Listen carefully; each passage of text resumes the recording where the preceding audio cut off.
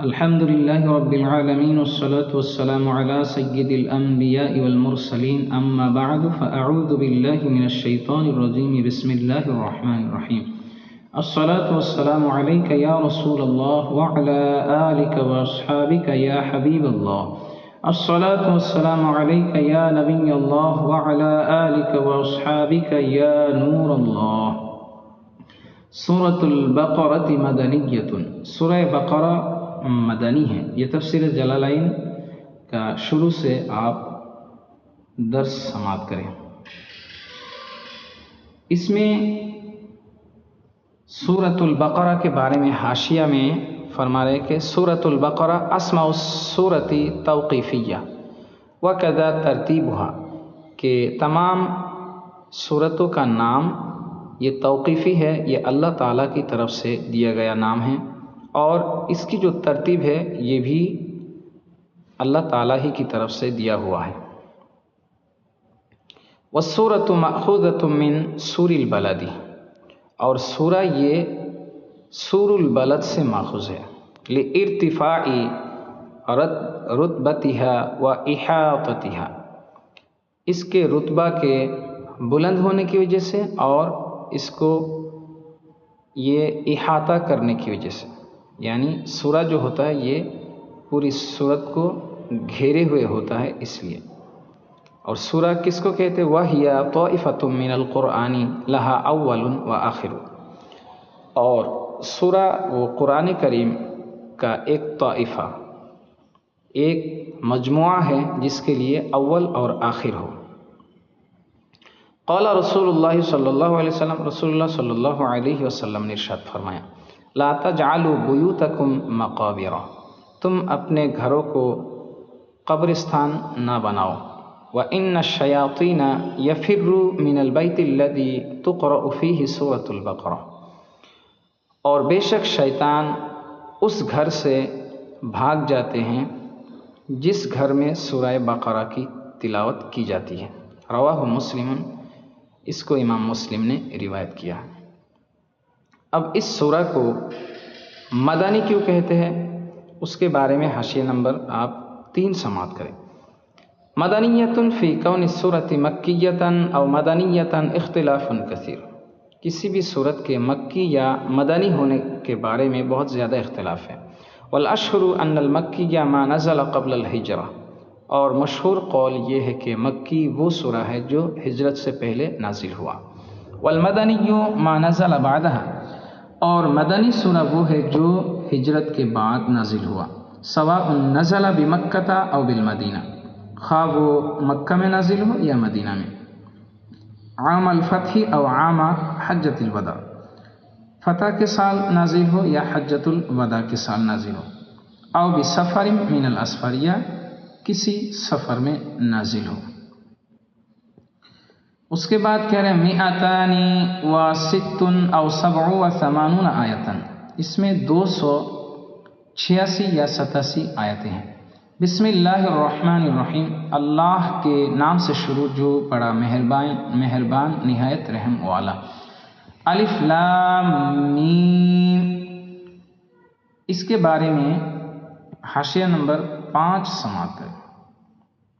الف لام میم، اعلم ان مجموع الاحرف المنزلہ فی اوائل السور 14 حرفا،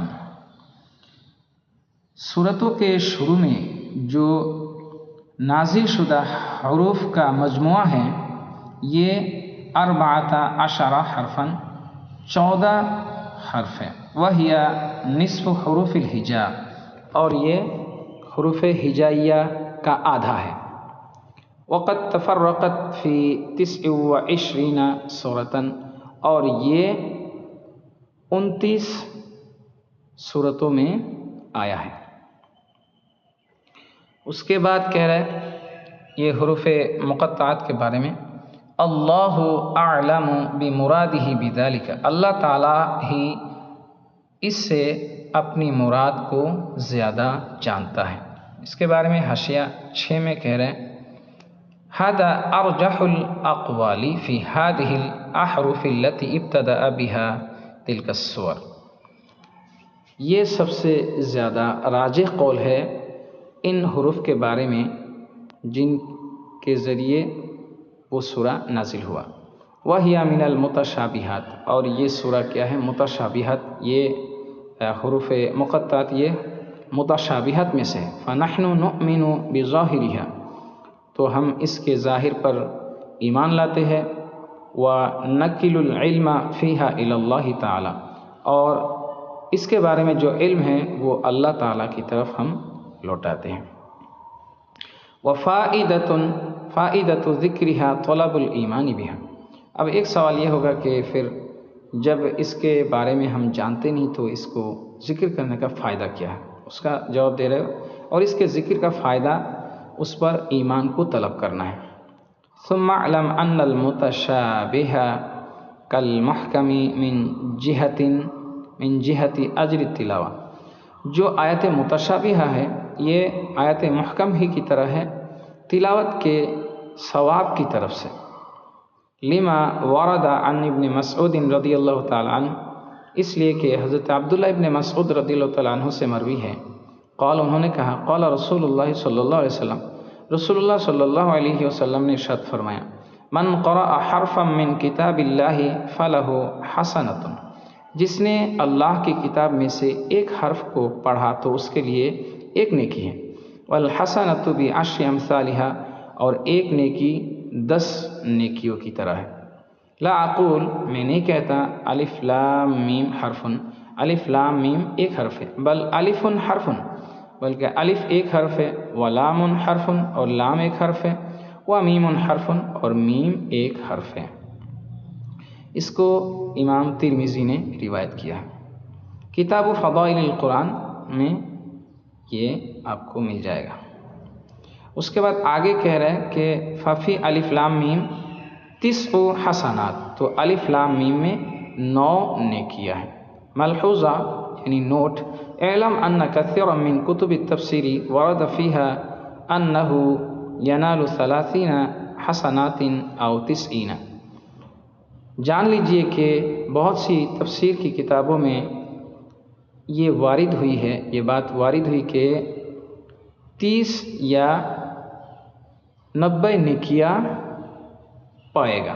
تو اس کے بارے میں کہہ رہے فائدۃ جلیلہ قد وضعها اللہ تعالی مع نبیہ علیہ الصلاۃ والسلام فی وقت لا یسعہ فیہ ملک مقرب ولا نبی مرسل لیتکلم بها معه على لسان جبریل علیہ الصلاۃ والسلام باسرار وحقائق لا يطلع عليها جبریل علیہ الصلاۃ والسلام ولا غیرہ يدل على هذا ما روی فی الاخبار ان جبریل علیہ الصلاۃ والسلام لما نزل بقوله تعالی کاف ہا یا عین صاد فلما قال کاف قال النبی صلی اللہ علیہ وسلم۔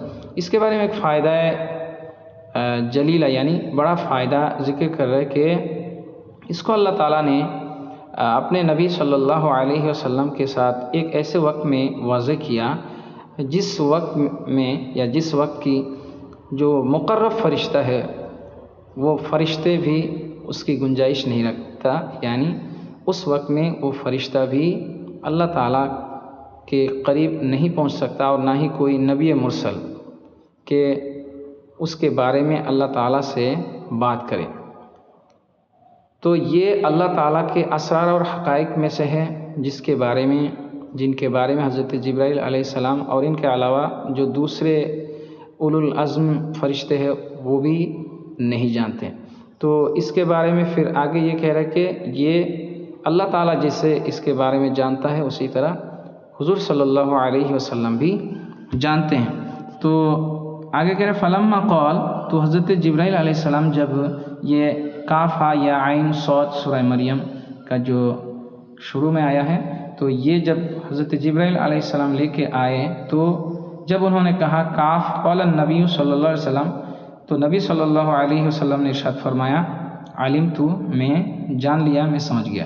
فقال ہا فقال علمت، تو پھر جب حضرت جبرائیل علیہ السلام نے فرمایا ہا تو حضور صلی اللہ علیہ وسلم نے فرمایا کہ میں نے جان لیا۔